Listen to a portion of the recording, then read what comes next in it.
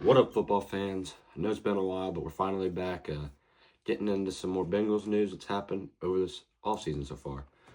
So first up, their final decisions for the coaching staff of this upcoming season has been set. So I'm not going to get into all the positions because it is a very long list. I have to get through like every single position and their coach. But I'm going to go ahead and knock out the big hitters. So like obviously head coach, still Zach Taylor. The defense coordinator is Al Golden. He was the defensive coordinator from Notre Dame last year, so we ended up being able to get him. And then as for our pass game coordinator, I feel like that's big because we are a very pass-heavy team. That's going to be Justin Risketti. I think I pronounced that right. I know that's kind of like a smaller one, but still, I feel like being a pass-heavy team, I feel like that's going to be used pretty often. Our assistant head coach is Darren Simmons, and our offensive coordinator is going to be Dan Pitcher again. So now that we got some of the bigger hitters out of the coaching staff out of the way, this offseason has been a little crazy, actually. A lot of stuff going on throughout the NFL, a lot through the AFC North. Touching base on that, the Browns are getting Kenny Pickett for their backup quarterback. I can never remember his name. And then the Steelers are talking with Aaron Rodgers about that. They also got DK Metcalf, which a lot of people have said that that's going to be the best wide receiver duo in the league. And I'm just like, no. Jamar Chase and T. Higgins, I feel like they have that set as long as we can keep T. Higgins, because George Pickens really isn't that good. I mean, if you'll recall back to week 18, he played our defense, and I think we can all agree that our defense looked good that game, but overall, they were not great last year.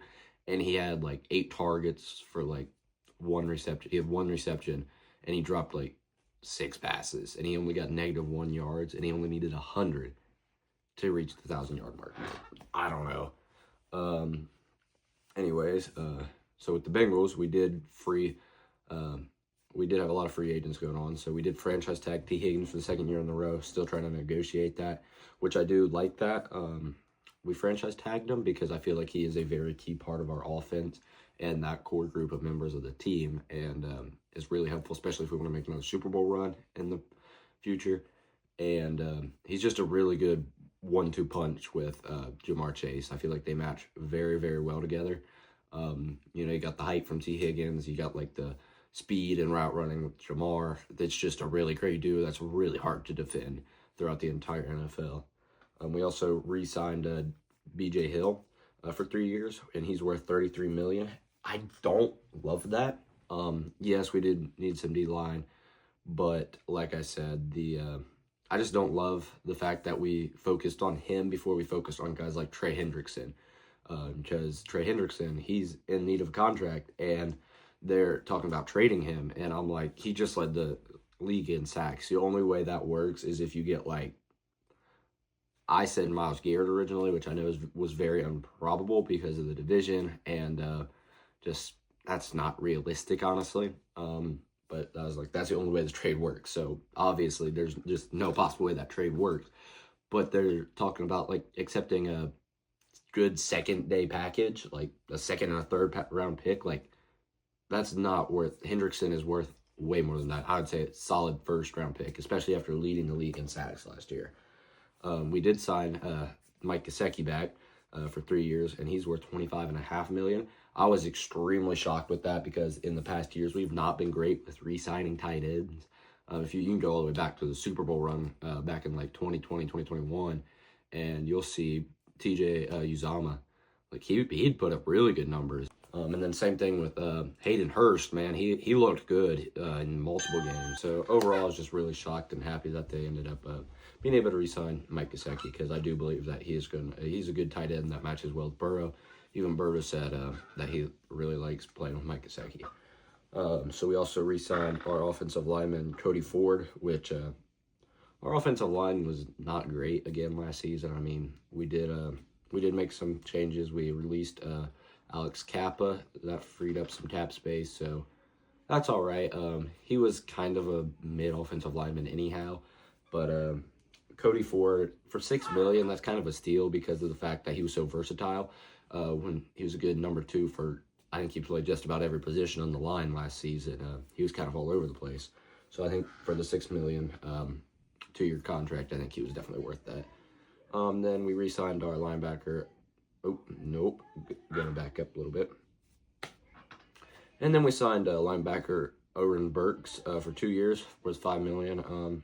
I don't hate that. Linebacker's always good, especially with Jermaine Pratt. He actually requested a trade a while back, which that kind of hit weird because I do like Jermaine Pratt, but I was just really happy it wasn't Logan Wilson because over those two, I'll take Logan Wilson. I'm not going to lie.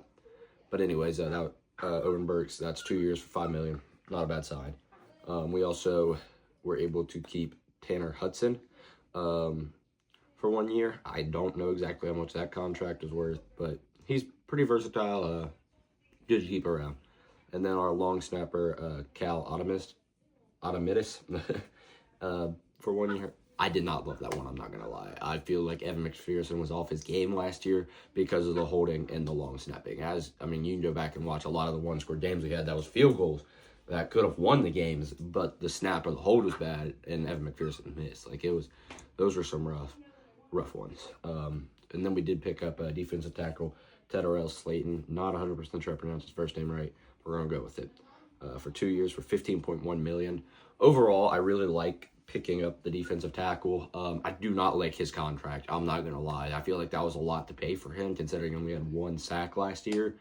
I know defensive tackle, that in defensive line, the interior was something we needed to work on this offseason.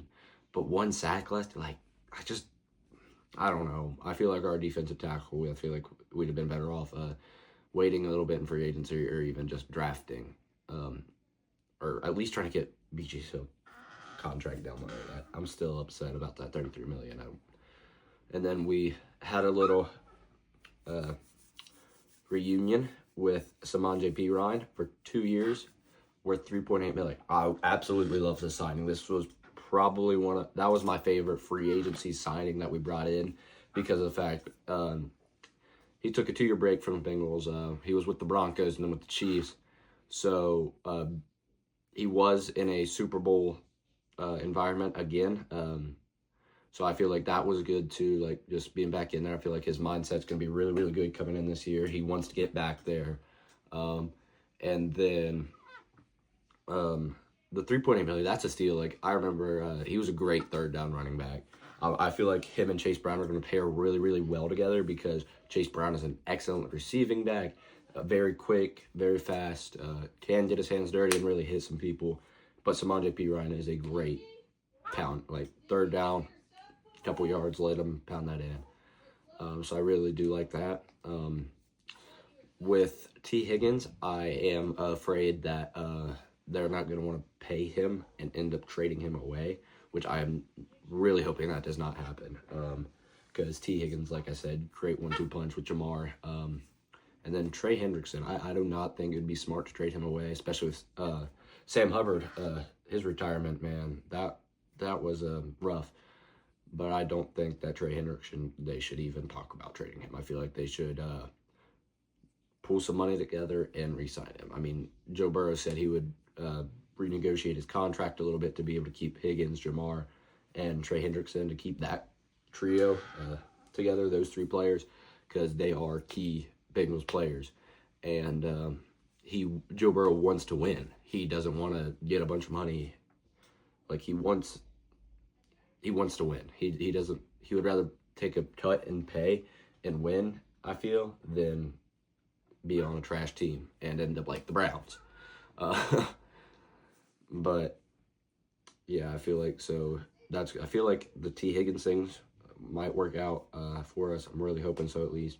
I really think we need to keep Trey Hendrickson. Sam Hubbard, with his retirement, I feel like that was shocking because he hasn't been in the league super long. He's only 29 years old, but the Bengals were having discussions about cutting or trading him possibly because of the fact that he has been injured a couple times in the past. But I think with that kind of talks going around, he was just injured during the Titans game when he had the receiving touchdown in Week 15, I think. But I think hearing these rumors and discussions, I think he just wanted to go ahead and hang it up because he has played in like the Cincinnati, Columbus zone his entire career. He was played high school football in Cincinnati and went up to Ohio State for college and came back down to Cincinnati to play with the Bengals. And I think that he wanted to stay in Ohio, like be the Cincinnati kid for. I don't think he wanted to like really up and move his whole family and life after being in like that region of Ohio for his entire life. So that's gonna be tough. I hope he gets the best of that though. Like I hope he really does hit that off and enjoys retirement. And then Jamar Chase is due for the new contract. I'm assuming he will pass up Justin Jefferson and being the highest paid receiver in the NFL. I think he would definitely be getting paid over $40 million a year, for sure. But I do think he would definitely be paid higher than Justin Jefferson. You know, they're from the same college, LSU, played together, so they're kind of competing to see who's better. And not gonna lie, I think Jamar Chase is better. Yeah, Justin Jefferson has had a great career. He's having a great career, and he's had some really amazing catches. But I feel like Jamar Chase is just better, honestly. Yeah. Hopefully we can continue to get some good signings in free agency and make a splash in the draft. Get some good players. I've seen some talks about maybe drafting an edge, which might be needed. I'm hoping so much that we are able to keep Trey Hendrickson. But if that happens, I feel like there are some good corner prospects. We don't really need a tight end to draft a tight end first round with Mike Gesicki coming back. But that interior defensive line, if we could get a good interior defensive line, I feel like that'd be really good.